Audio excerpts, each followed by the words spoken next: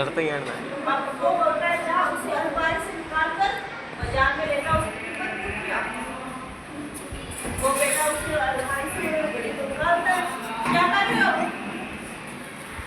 निकाल कर फिर ना उसके ना बाजार में जाके ना पड़ते ही कीमत पूछता है।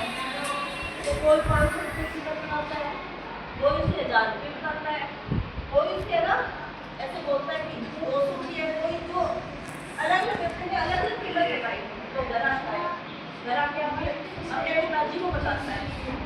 ये ऐसे हो रहा है कि कोई 500 बता रहा है, कोई 1000 रुपये बता रहा है, कोई और जिससे ना फिर तो नहीं जिससे ना हमारे को वापस कर दो बड़ी को गरम देता है।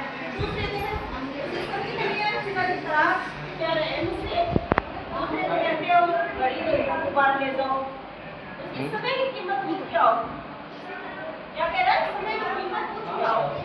बस समय की कीमत पूछने जाता है तो कल जैसे पूछने तो कीमत नहीं फिर वैसे ही समय की कीमत पूछने जाता है। सभी उसे बहुत समझते हैं। ये एक मेरे को एक दूसरे व्यक्ति की बात कहता है, दूसरा व्यक्ति कहता है वो समझ जाता है इसकी बात क्या पूछना चाहता है उससे। तो फिर वो जैसे होता है इस समय की कीमत क्या है, वो पूरा व्यक्ति से समझाता है बेटे इस समय की बहुत ज्यादा कीमत है।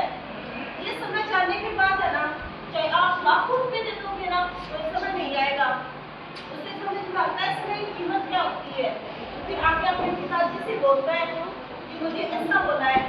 तो उसे समझ में आता है कि आज जो समय है ना आपके पास वो चले जाने के बाद आपके पास कितनी भी कीमत दे दो आप वापस नहीं ले सकते उस समय को। तो ये सिर्फ इस समय के अकॉर्डिंग हमें चलना चाहिए और उसके अनुसार हमें काम करना चाहिए। तो ऐसे ही बता रही हूँ आप जो आज जो टाइम के अकॉर्डिंग टाइम की कदर करो और टाइम के अकॉर्डिंग काम करो और उस क्लास में आपको जितना भी दे उसे पढ़ाई करो। समय की कीमत आप भी समझो। ये समय जाने के बाद कभी नहीं आएगा बेटे। बचपन ला सकते हो वापस? आपके पिताजी को कह दो आप अपना बचपन ला सकते हो? वो समय कीमती है इसलिए कहते हैं टाइम पर आप काम करो, टाइम पे पढ़ाई करो। और टाइम अब क्या समझ में आया आपको? आवाज करनी बताओ तो क्या समझ में आया? समझ में आया कुछ? टाइम नीचे करते कौन बोलेगी समझ में क्या आया इससे? आप कौन सी क्लास में हो पहले ये बताओ सभी। Third class. आप ऐसे बताओ तीसरी क्लास में आपको जो पढ़ाया जाता है आप नए पढ़ाई करो। आप क्या चौथी क्लास में उसको वापस लेके आ सकते हो? बोला तो आपको क्या करना चाहिए? तीसरी क्लास की चीजें तीसरी क्लास में समझो, चौथी क्लास की चीजें चौथी क्लास में समझो। सारी चीजें ना समय के अकॉर्डिंग चलना चाहिए, इसकी ना महत्व को समझना चाहिए। तभी मैं बोलती हूँ आप पढ़ाई करो। आप तो ऐसे समझते मैडम ऐसे बोल रहे हो, सभी चीजें बोलती है ना पढ़ाई करो। आप बोलते या नहीं बोलते? बोलते हैं तो आप क्यों नहीं पढ़ते? बताओ बेटे क्यों नहीं पढ़ते? बेटे आगे आप क्यों नहीं पढ़ते? रीजन बताओ।